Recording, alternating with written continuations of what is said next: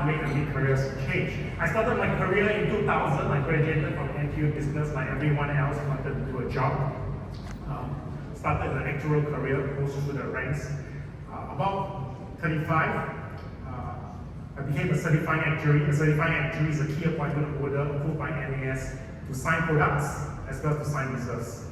And I was privileged to do that at 35. I did that for 2 years. And then I said, Ayo, I need to do this till I'm 63 years old, still 20 over years more, every day sign and see the number.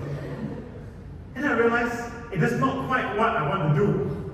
That's not quite what I want to do. So I asked myself, if I want to make a career change, then what should I look for? And I thought, hey, the most natural thing was move into sales. Because I was always giving advice to the salespeople on how you should do this, you should do this, you should sell that. I said, why not I take my own advice and move into a sales role? So I told my boss, I'm more boss, I tell him, boss, I want to move into a sales role. And then he was like, oh, no. You are a very good worker. Tell you what, I increase your portfolio, I add more work for you. But pay no change, no promotion. Then I'm like, don't sound very right. Don't sound like a good deal, And lo and behold, I was very fortunate. A smaller company, a number 3 player, came to me and said, why not you be our head of corporate sales? And I said, oh, okay, sounds reasonable. And I took up the challenge, took up the role, and it became pivotal for my career. It's really helped me grow professionally, grow personally, as well as grow financially. So my question to you is very simple. Do you foresee yourself doing your current role, your current job, until you're 63 years old? Current retirement is 63, maybe this time is 64, 65. Do you see yourself doing the same role, same thing, until you're 63 years old? And it's a personal choice. Some people say it's perfectly fine with me, but maybe you're like me. No. I don't think this is a very good idea. So then, I wanted to share, Jenny has shared a lot about growing personally, growing professionally, and growing financially. When I switched into a sales head role, it was challenging. I tell you, my first year was fairly challenging. The initial tendency was really go back to all my technical stuff, but I think Eric says it very well. If you communicate well, if you present well, just change the content, right? You just need to adapt to a new content. And I made it a point, a major switch that I made from a technical role into a sales role was that I was always out seeing customers. I was seeing partners, I was seeing customers, I make sure Monday I do all my planning, but the rest of the day I make sure I have lunch, dinner, or drinks appointment. And I realized doing a sales role that it's easier than you think. Because most of the time, after you meet someone for a while, and you meet them a couple of times, you don't have to sell anything because they're always asking you, hey, so Alvin, what's new with your company? What's a new product? What's a new services? And that's where I come in. Most of the time, that's what happens. If people like you, they listen to you. If people trust you, they do business with you. You agree? If people like you, they like you enough, they sit down at the coffee, they listen to you. But if they trust you, they do business with you. So we are in people business. If you're looking to a sales room, you must like people to a certain extent.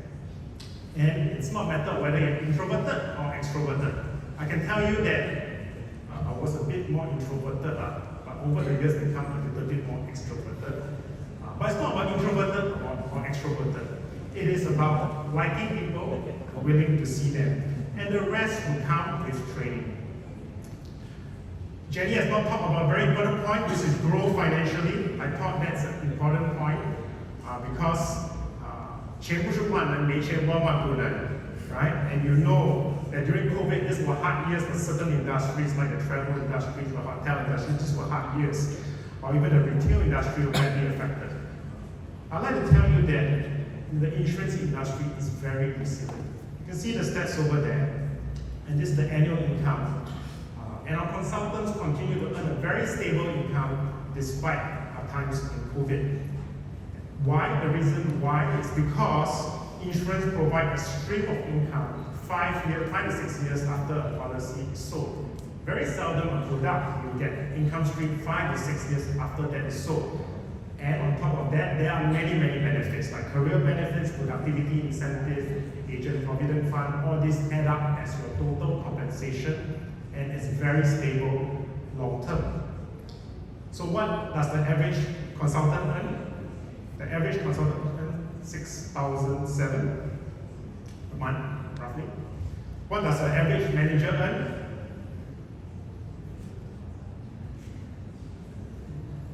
14,700 a month, right? So it really a small team. These are average numbers. Some earn more, some earn less, but on average. What does the average associate director earn? About 21,900. Not bad, right? I think not too bad. You know what does the average director earn? 100,000. You may be right, but our stats is about 52,800 a month. On average, 52,800. Pretty good. Sorry, I didn't press the numbers, so that's why you're not excited. 1 on 4 of our people are MDRT qualifiers with training, with support, being surrounded by the entire community. There's a very good chance of success, right? And I think there was a question, why AIA, not other company? I don't wish to oversell, but if you want a job, if you want an insurance sales job, any company will do. Seriously, any company will do. But if you want a career, a chance to progress and grow professionally, personally, and financially, we are the right place for you. As you can see from the income slide that I just showed you. So maybe I encourage you, just take the first step, which is just sign up for the exams. Don't overthink it. Take the first step. There is nothing to lose. Go for the exams. And when you sign up with us, you get a 1,000 sign-up bonus. If you don't sign up to us, take it as you learn something new as well. Our speakers shared a lot today, this evening, growing professionally, growing personally, and growing financially. When I made a mid-career change when I was 37 years old, I never knew quite I would end up here talking to you today. Really. Would I imagine at 37 years old when I do a sales role that I'll end up leading Singapore's largest, most professional distribution force in Singapore? Life is like that. You cannot over-engineer. It's not possible to over-extrapolate so many years down the road. We can only see the few steps ahead of us. So my encouragement to you is take it one step at a time. Right? Do your best when the opportunity presents itself, and you'll be very successful. Like myself, when making a mid-career change, there may be questions going in your mind, and I'm sure those questions may be in your mind as well. So perhaps you may be thinking these two things. I've never done sales before, not sure if I can do it. It's a difficult question. I thought so. I've never done sales before, are you sure I can do it? I think Eric puts it very correctly. If you can communicate well, you like people, you can present, you just need to learn a new content. And many of our speakers have went through our training and become successful. Another thought that always goes into our head is, where do I get leads from? I think that's a natural question that you will ask as you enter a sales career. Besides your own network, AIA provides leads to new agents. There are also many district activities that will support you from roadshows, worksite marketing, corporate solution clients, and teaming with senior agents. There are many opportunities, and I encourage you to have that discussion with someone that has brought you here today. And perhaps you may be thinking, well, my income is stable. AIA has an entrepreneurial package that provides you a stable monthly income to help you transit the first 2 years. So I would say the key success factors are like that. You must like people, you must be able to communicate well, you must be prepared to work hard, and you have a very good chance of being successful. So if I may end this quote, a journey of 1,000 miles begins with a single step. I tried my Chinese, 千里行 自行，胜于足下来。